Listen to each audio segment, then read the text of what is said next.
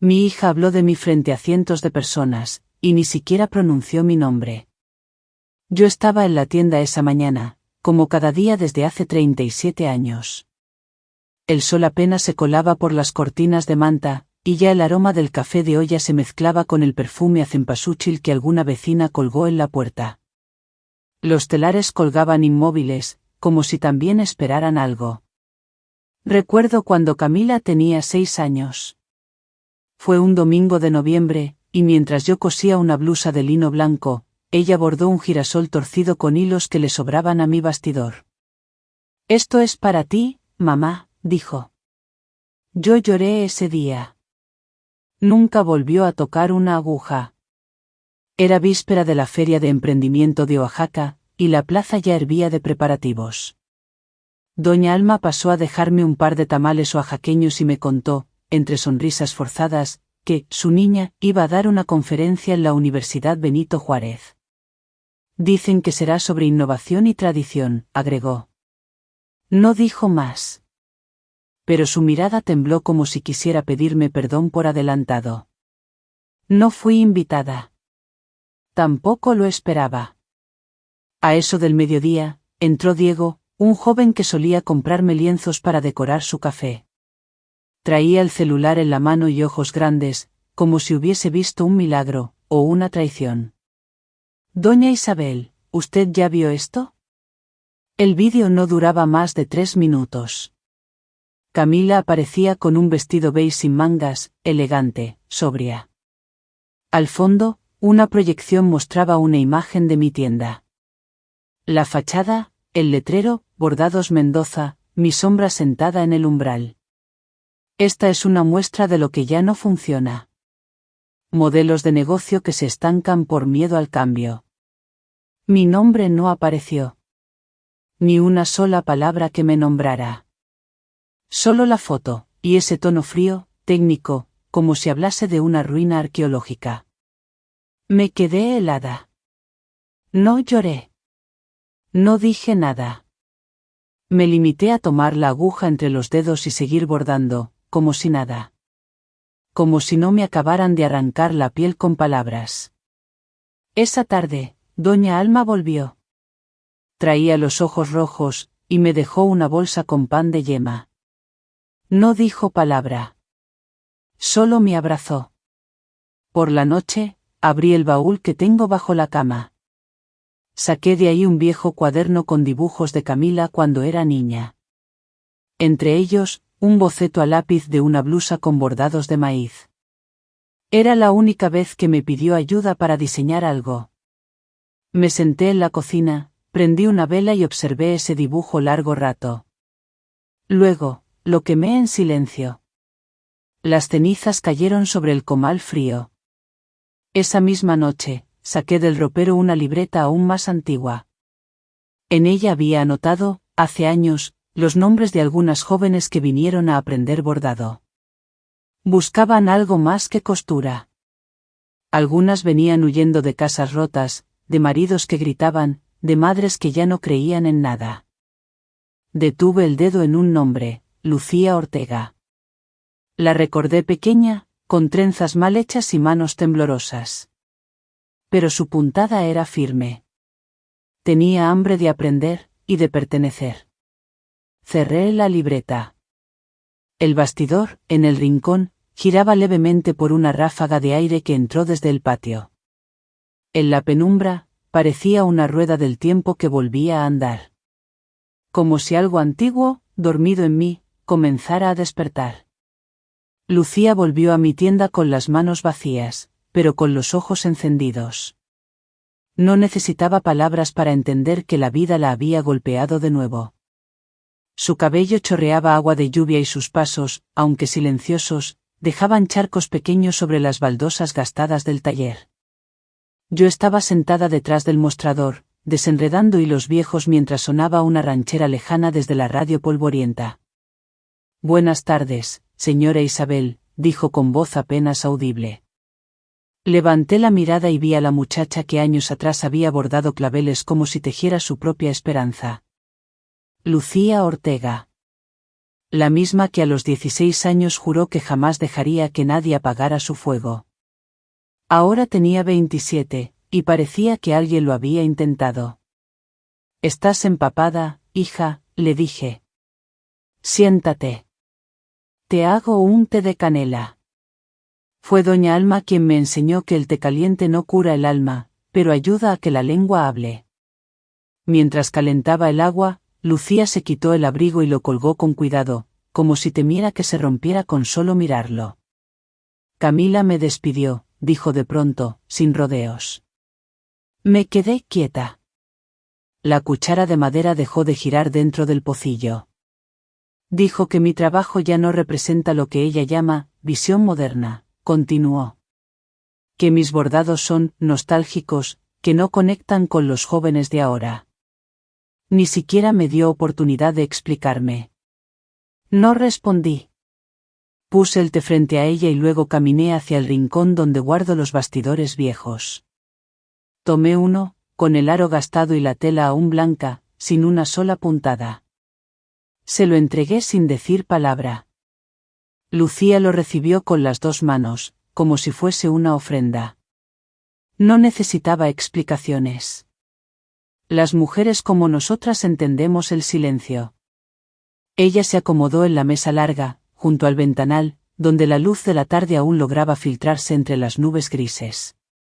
Tomó una aguja, eligió hilo dorado, y comenzó a bordar. La tienda permaneció casi vacía esa tarde. Solo entró Rosario, mi aprendiz más joven, para barrer el polvo y observar en silencio. De reojo, la vi mirando a Lucía con una mezcla de curiosidad y admiración. Lucía bordaba sin parar, su mirada fija, su expresión serena. No me pidió permiso, no me preguntó condiciones. Solo bordó. Y yo la dejé. Recordé a Esteban, mi difunto esposo. Solía decir, una buena maestra no enseña para que la imiten, sino para que la superen. Tal vez era eso lo que estaba ocurriendo en ese momento. Tal vez, sin darme cuenta, había llegado el día en que debía dejarme superar. Al caer la noche, cerré la tienda. Pero antes de apagar las luces, fui a mi habitación y saqué la vieja caja de madera donde guardaba los ahorros. Cada billete estaba doblado con cuidado, fruto de años de bordados, ventas y ferias. Conté lentamente, y retiré una suma importante. Lucía, dije al volver. ¿Te animas a empezar algo tuyo? Ella levantó la vista, incrédula. Sus ojos, aún húmedos, brillaron con una intensidad que no veía desde que era adolescente. ¿De verdad lo dice, señora Isabel? Asentí. Caminé hacia el cajón del escritorio y saqué una llave pequeña, de metal opaco. Para el local que era de tu tía. Está vacío, todavía. Lucía no supo qué responder. Solo abrazó el bastidor con fuerza y asintió, con la emoción contenida en un suspiro largo. Rosario, desde la trastienda, había dejado de barrer. Me miraba con esos ojos grandes de niña que empieza a entender que el mundo de las mujeres no se rige por contratos ni discursos, sino por hilos invisibles que se cosen con el alma. Esa noche, mientras bordaba un girasol sobre lino blanco, uno que jamás vendería, sentí que algo había cambiado. El sonido de la aguja entrando y saliendo de la tela me pareció más profundo, como si la tienda respirara de nuevo. Y al cerrar, antes de apagar la última lámpara, volví la mirada hacia Rosario. Estaba ahí, sentada en el escalón de la entrada, mirando cómo la lluvia golpeaba el empedrado. Rosario, le dije, ¿sabes qué es lo más difícil de bordar? Ella negó con la cabeza. Una segunda oportunidad. Me miró sin entender del todo, pero sonrió. Y yo también. Lucía ya no era solo una exalumna. Era una llama encendida otra vez. Y yo había decidido protegerla del viento. Al día siguiente, llevaríamos las telas, los hilos, los recuerdos, y comenzaríamos desde cero. O mejor dicho, desde el punto exacto donde todo empezó a doler. Pero esa noche, mientras me preparaba para dormir, abrí el misal que guardo en mi mesa de noche y susurré una oración. Santa Rita, patrona de los imposibles, protégela. Y protégeme a mí, de mis propios recuerdos. Porque lo que Camila me quitó con su indiferencia, yo pensaba recuperarlo con las manos de otra. Y al apagar la luz, dejé la llave sobre la mesa. El metal frío, dormido, esperando el amanecer. Mientras Camila hablaba de cifras, Lucía hablaba de flores. Mi hija daba conferencias donde se proyectaban gráficos, porcentajes, y palabras como mercado objetivo o segmentación cultural. Lucía, en cambio, abría su pequeño taller pintado de azul añil, donde cada puntada era una historia, y cada tela, una conversación entre mujeres. Recuerdo cuando yo misma bordaba con mi madre en la plaza del barrio antiguo. Los turistas no compraban porque necesitaban un mantel. Compraban porque sentían que, al llevarse una flor bordada, se llevaban un pedacito de nuestras manos, de nuestra lengua sin palabras. Era el comienzo de la temporada alta. Oaxaca se llenaba de franceses que buscaban autenticidad, estadounidenses que repetían, gracias, con acento raro, y alemanes con cámaras grandes. Todo el mundo quería lo típico, pero pocos sabían lo que eso significaba. Lucía abrió su estudio en el local que había sido de su tía, una exmodista que murió sin hijos y sin haber dejado nunca de usar perfume barato. Lo pintó con cal y colocó una mesa de madera larga donde mujeres del barrio se sentaban a bordar por las tardes. Rosario preparaba café de olla y ponía boleros en un tocadiscos viejo. La puerta siempre estaba abierta. A 3 cuadras de ahí, Camila inauguraba su nueva colección, Minimalismo Indígena, decía el cartel. En las fotos promocionales, modelos delgadas vestían blusas blancas sin bordado alguno. Solo etiquetas con frases como inspirado en lo ancestral. Una periodista de cultura local, Florencia Ruiz, visitó ambos lugares. Primero pasó por el taller de Camila, donde todo era blanco, estéril, perfectamente iluminado.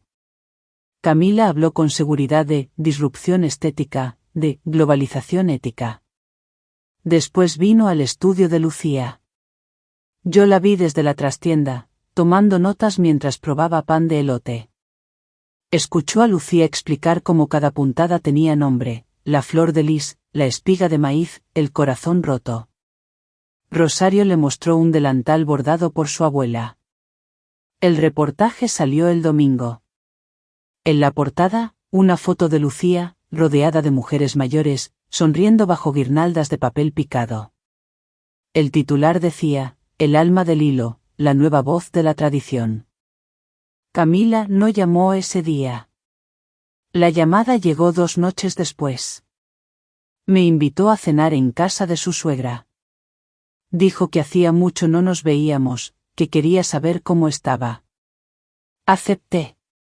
Porque una madre siempre acepta, aunque sepa que la noche traerá más que sopa caliente. La casa era moderna, silenciosa, con muebles que nadie usa y lámparas que cuelgan como si temieran caer. Camila me sirvió un caldo de verduras tibio y pan sin sal. Habló de política, de moda, del clima. Yo solo asentía. Hasta que dejó la cuchara sobre el plato y me miró con una dureza que no le conocía. ¿Eres tú quien la financia? No mencionó a Lucía. No mencionó el taller. Pero no hacía falta. Sus ojos ardían con la misma rabia que una vez vi en los míos, cuando mi madre me acusó de abandonar la tradición por casarme con Esteban, que venía de otro pueblo. No respondí de inmediato. Me quité las gafas, las limpié con cuidado con el borde de mi rebozo, y las volví a colocar en mi nariz. La tierra da frutos, aunque tú no lo veas, dije, y bajé la mirada hacia el mantel sin bordar que decoraba la mesa. Camila se levantó. No gritó. Solo recogió los platos y los llevó a la cocina. Yo me quedé sentada, con las manos sobre el regazo, esperando que volviera. No lo hizo. Regresé a casa caminando, sin prisa. La calle olía a leña y a bugambilias. El aire era fresco, como si supiera que algo en mí se había soltado esa noche. A la mañana siguiente, Lucía me esperaba en el taller con un cuaderno de bocetos. Quería enseñarme un diseño nuevo, una serie de caminos de mesa inspirados en los cantos de su abuela. Pero antes de abrir el cuaderno, Rosario entró desde la calle con un paquete en brazos.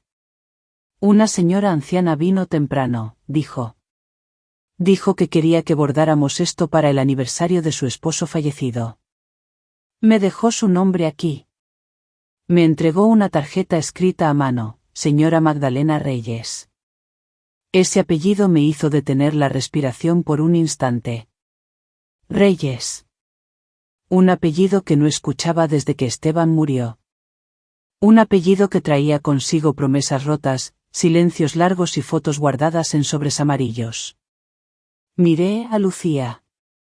Ella no entendía, pero me observaba con esos ojos grandes de quien sabe que algo importante está por suceder. Guárdalo bien, Rosario, le dije, entregándole la tarjeta. Mañana empezamos con eso. La aguja había vuelto a moverse. Pero esta vez, el hilo que seguía no solo unía flores y hojas, también cosía heridas que llevaban años abiertas.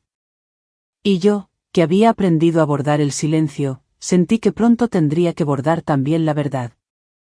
Día de Muertos llegó, y mi hija no pensó en traerme una flor. Ni una vela, ni una calaverita de azúcar, ni siquiera una visita. Y sin embargo, la ciudad entera se vistió de memoria. El zócalo estaba cubierto de papel picado, las esquinas olían a copal, y los puestos de tamales ofrecían sabores de nostalgia. Oaxaca no olvida. Yo tampoco. Esteban solía decir, la muerte no separa. Solo revela quien ya estaba lejos. Esta vez, sentí su voz más clara que nunca mientras colocaba su fotografía sobre el altar que armé en la tienda. Lucía había bordado una flor de cempasúchil tan viva que parecía real. La coloqué justo al lado del retrato, junto con su taza favorita, una cruz de madera y el último poema que me escribió. Lucía llegó temprano con Rosario para ayudarme a montar la mesa de ofrendas. Doña Alma trajo pan de muerto, y los niños del barrio, entre risas y colores, nos ayudaron a colgar las guirnaldas de papel picado. Doña Isabel, ¿esta calavera tiene nombre? Me preguntó Rosario, señalando una de las figuras de cerámica. Sí, respondí. Se llama Esperanza. Porque es lo último que perdemos, hijita. Mientras tanto, al otro lado de la ciudad, Camila organizaba un evento exclusivo en un hotel boutique. La invitaron influencers, fotógrafos extranjeros y marcas que vendían productos de inspiración ancestral a precios que ningún vecino mío podía pagar.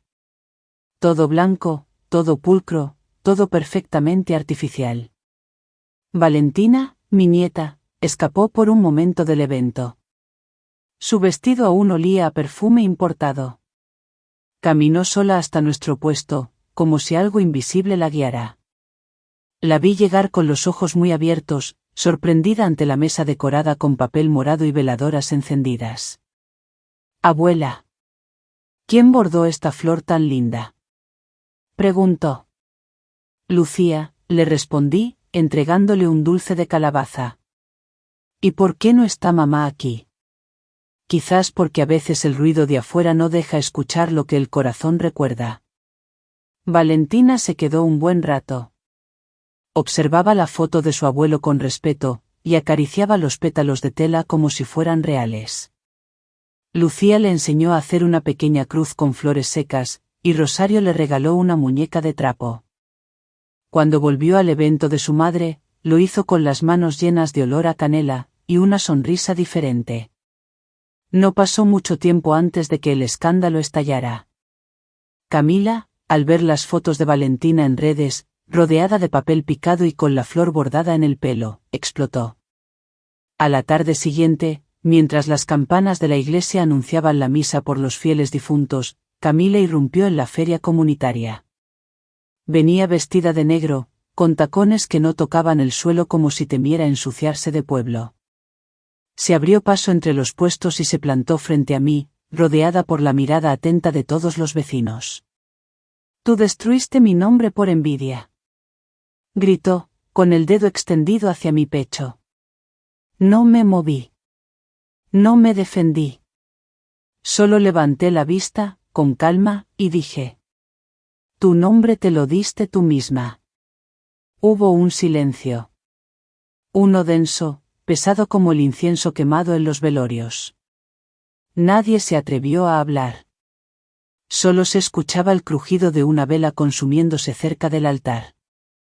Camila se giró con rabia contenida y desapareció entre la multitud. Valentina no corrió tras ella. Se quedó al lado de Lucía, sujetando su mano. Más tarde, mientras guardábamos los bastidores y apagábamos las velas, Lucía se me acercó sin decir palabra. Me entregó un papel doblado en 4. Lo abrí, era una lista de pedidos internacionales. Bordados para Alemania, Japón, incluso una galería de Nueva York. El total superaba por mucho cualquier venta que yo o Camila hubiésemos hecho en años. No lo hice por eso, me dijo Lucía, casi susurrando. Lo hice por usted. Le tomé la mano, con la suavidad con la que una madre aprieta el recuerdo de una hija ausente. Antes de irnos, me acerqué al altar. La foto de Esteban brillaba bajo la luz temblorosa de las velas. Me incliné, arreglé un poco la flor bordada y le hablé como si estuviera allí. Si vieras cómo se repite la historia. Porque así es la sangre, Esteban. A veces se mezcla con el orgullo, con el dolor, con los silencios. Pero también da raíces, brotes nuevos, y flores que ni la muerte puede marchitar. No todas las deudas son de dinero, algunas pesan más en el pecho. Las otras se pueden pagar con tiempo, con esfuerzo, con billetes. Pero las del alma, esas no tienen moneda. La semana posterior al Día de Muertos siempre deja un silencio particular. La ciudad parece respirar de nuevo, pero más despacio. Los papeles de colores cuelgan deshechos, los altares ya no huelen a copal, y el mercado vuelve a su rutina de pregones y pasos apresurados. Yo cosía en la trastienda, como todos los martes, mientras Chabela Vargas cantaba en la radio una de esas canciones que huelen a despedida. Mis manos iban y venían por el bastidor con la precisión de los años. La aguja entraba y salía, como si dibujara caminos secretos sobre tela. Fue entonces cuando doña Alma, que siempre llegaba con los chismes frescos del barrio, me soltó la noticia. Camila, está en problemas. Muy serios. La miré sin levantar mucho la cabeza. ¿Problemas de qué tipo? Los inversionistas se fueron. Y dicen que en redes sociales la llaman empresaria plástica. Que lo que vende no tiene alma. No respondí. Solo apreté un poco más la tela con la mano izquierda, y seguí bordando.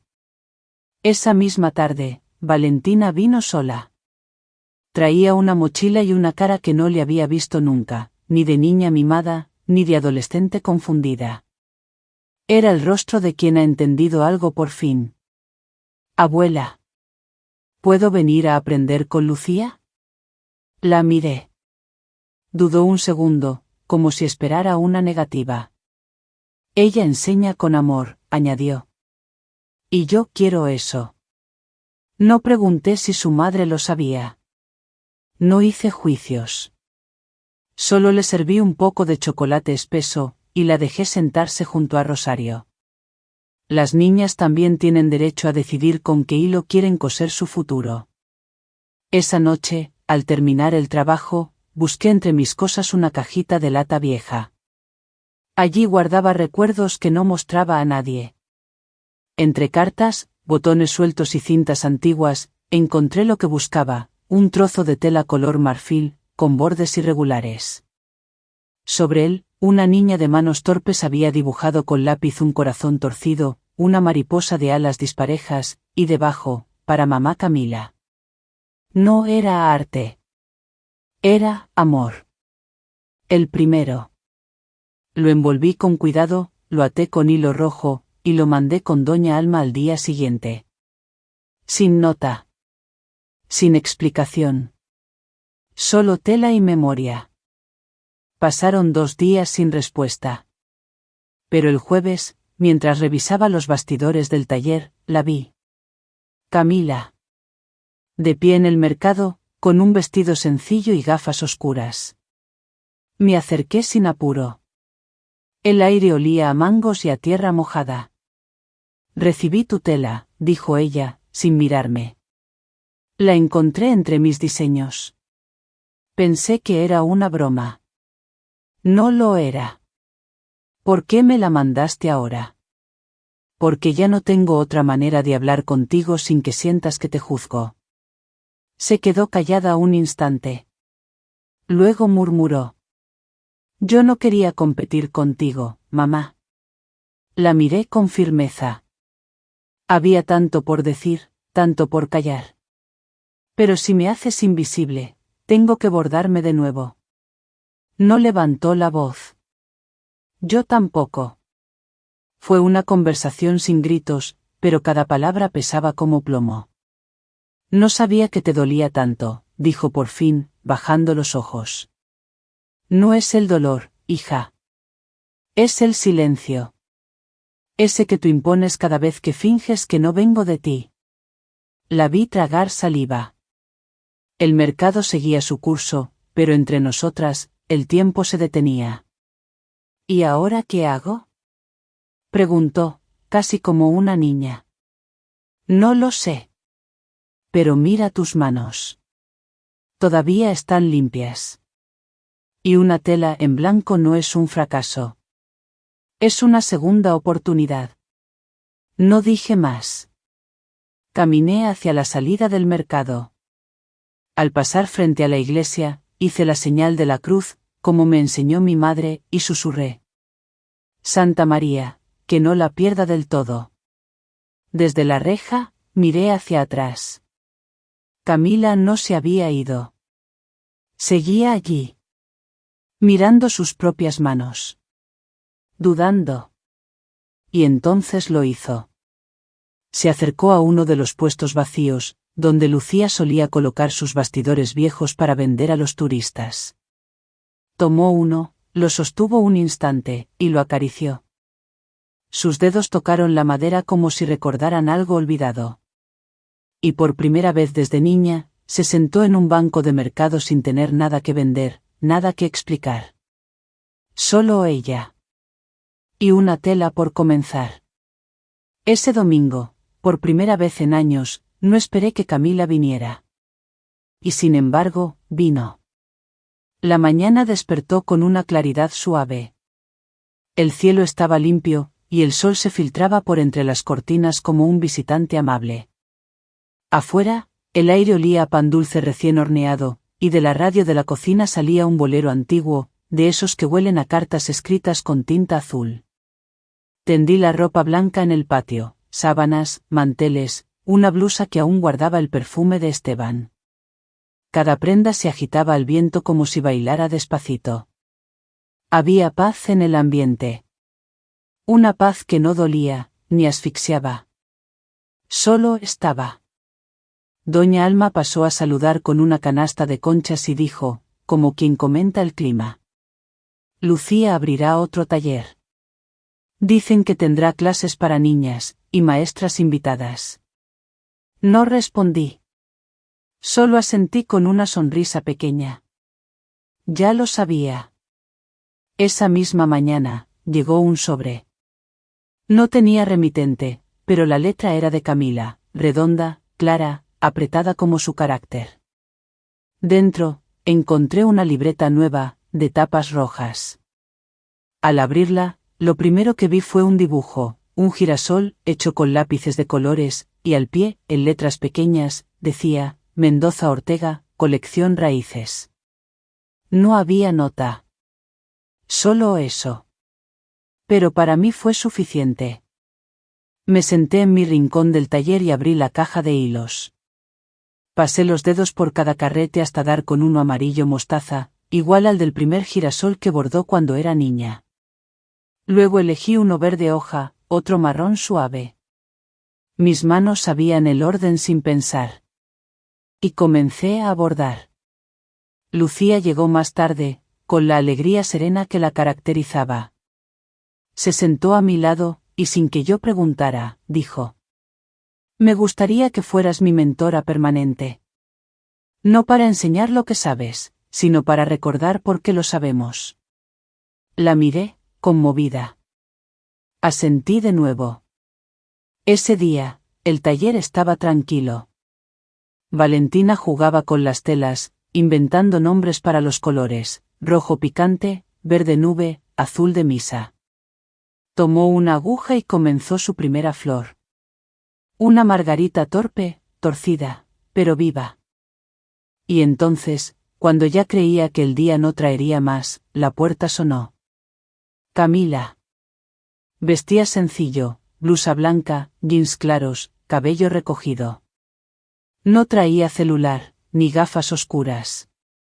Solo un bastidor de madera y un puñado de hilos envueltos en una servilleta. No dijo nada. Entró con paso lento, miró el lugar como quien vuelve a casa después de muchos inviernos, y se acercó a Lucía. Le mostró el bastidor, y con voz casi inaudible, murmuró: ¿Crees que puedas enseñarme, desde cero? Lucía no respondió de inmediato. Solo hizo espacio junto a ella y le indicó una silla. Camila se sentó. Yo no me moví. Me limité a observar desde el fondo, con la aguja aún en la mano. No me pidió perdón. Pero esa mañana, cuando la vi entrar, supe que aún me reconocía como madre. El resto del día transcurrió entre silencios dulces. Rosario preparó té de hierbabuena. Doña Alma volvió con más pan. Valentina terminó su margarita. Y yo terminé el primer pétalo del girasol. Cuando el sol comenzó a caer, Camila me miró desde su asiento. Tenía los dedos manchados de hilo y la frente sudada. Le sonreí. Ella bajó la vista, como si no mereciera aún esa sonrisa, pero no se fue. Antes de cerrar, guardé la libreta en mi baúl. No por nostalgia, sino porque sabía que vendrían más páginas. Y mientras acomodaba los carretes, Valentina se acercó con su flor recién bordada. ¿Está bien así, abuela? La tomé entre las manos. Era imperfecta, sí. Pero vibraba. Esta vez, quizás sí florezca el bordado. Aquel domingo, cuando la vi entrar con su bastidor y sus hilos, no supe si era un comienzo o un regreso, solo sentí que, por fin, el silencio entre nosotras tenía forma de flor. Mi Esteban solía decir: perdonar no es olvidar. Es darle otro significado al mismo hilo. Y tenía razón. En la familia, a veces no necesitamos palabras rimbombantes ni disculpas perfectas. Basta un gesto sencillo, una mirada, un bordado compartido, para empezar a sanar. En esta vida, el amor no siempre grita. A veces susurra entre costuras. Si tenemos fe en Dios y dejamos que la ternura guíe nuestras manos, incluso las heridas más hondas pueden convertirse en raíces. Si esta historia les recordó algo propio, un gesto no dicho, un abrazo postergado, les invito a compartirlo. Que la Virgen los cubra con su manto y que nunca falte un hilo de esperanza en sus hogares.